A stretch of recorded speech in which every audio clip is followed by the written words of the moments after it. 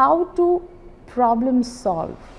So I think the first step from problem solving is curiosity, and the first step for curiosity is empathy. So if you're not empathetic, if you don't understand what the person is going through or what you are going through, or you can't recognize it, then you are not going to be curious enough to solve it. Good morning, everyone.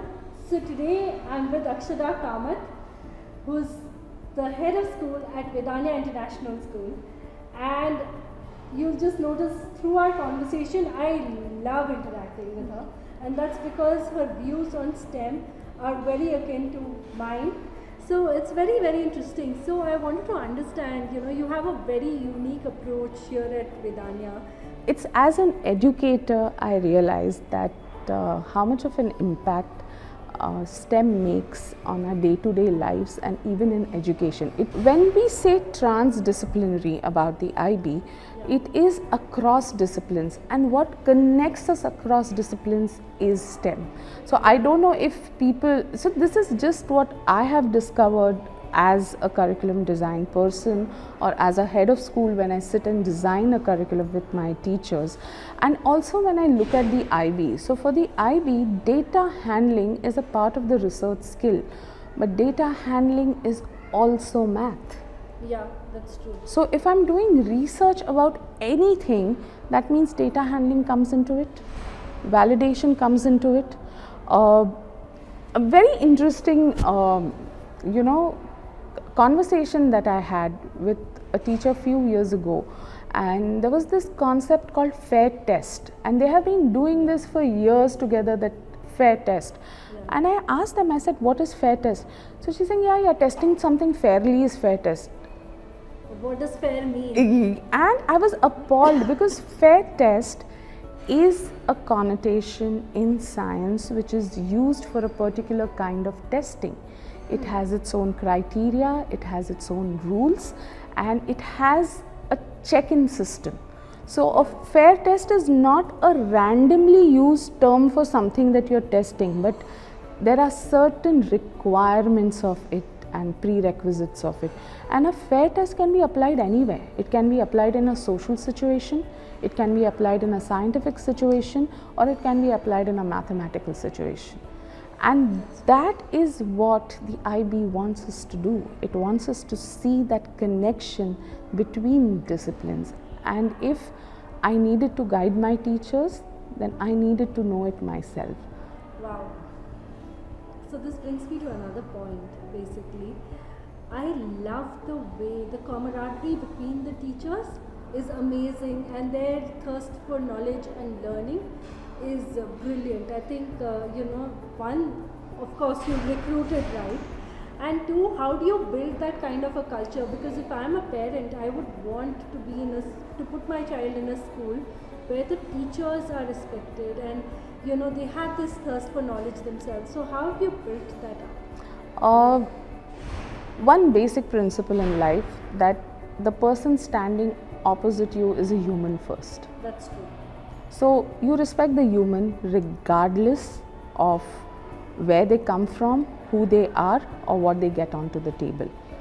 That does not decide how you respect a human.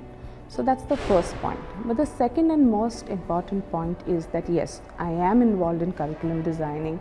I ask them questions and hold them accountable, but I also realize that they are the leaders in their own class. If they are leaders in their own class, they need their own voice and choice. Wow, lovely. That's excellent. I think that's one part that a lot of schools and even teachers miss. So that's one. The other thing what I really like about the school is that you started thinking about STEM from the word go, which basically means that as soon as a child enters the formal learning mechanism, which is in pre-nursery possibly, he's introduced to certain STEM mechanisms. So how do you do that, and what are you looking for? What do you nurture in that age group? The moment you say STEM, everybody is thinking of some laboratory or robotics or electronics. STEM can be about anything. STEM can be about paper. Yeah. STEM can be about clay. STEM can be about mud. It takes me back to my childhood. So, Diwali used to be a very special occasion where people built forts out of mud. I don't know what the tradition came from, but it was very prevalent in Bombay and Maharashtra at that time. We were doing it out of mud, and that was design thinking. Design thinking. All the jhankis that we make, even if you look at those pyramids that we make for matki pot, Yes, they are it's all design thinking. So Yeah. if it is so applicable to your day-to-day life, then why not start young? Also, there is a good part of essential agreement that we get into with our kids. So even if there is equipment that we think is dangerous, we first spend that much time to train them to use it, and then we let them use it, and they are always monitored. But we will not take away an opportunity from them to help themselves to get into the mode. So, everybody says that we want our kids to be curious, but how? Yeah. If you don't give them the space, and if you don't give them say the opportunity to be curious, how are they going to be curious? Also to record their observations, to bring it to their conscious mind, to ask questions on those. It really needs to start early, and every child also feels respected the moment you sort of give them the space to explore and encourage them to ask questions and speak their mind. And to ask those, like I said, you don't need great equipment to do it. You just need space to do it. You need 3 little pigs.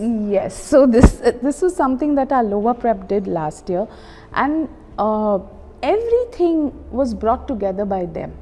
So they thought about it. They put it down there. What we did was just placed an idea in front of them. Right. So it didn't matter it came from a story like 3 Little Pigs, or it won't matter if it comes from a more scientific based problem. Yeah. How to problem solve. So I think the first step from problem solving is curiosity, and the first step for curiosity is empathy. So if you're not empathetic, if you don't understand what the person is going through, or what you are going through, or you can't recognize it, then you're not going to be curious enough to solve it. That's true. So for me and for Vedanya, empathy is something that is the start of curiosity and problem solving. And if we are kind and we accept them for who they are, they start accepting the world for how it is. Wow, that is an excellent note. I think I'm going to leave you all with thank you, Akshada, for this extremely brilliant, to sum it up so well that, when we accept them, they'll accept the world to how it is. And thank you so much. Most welcome.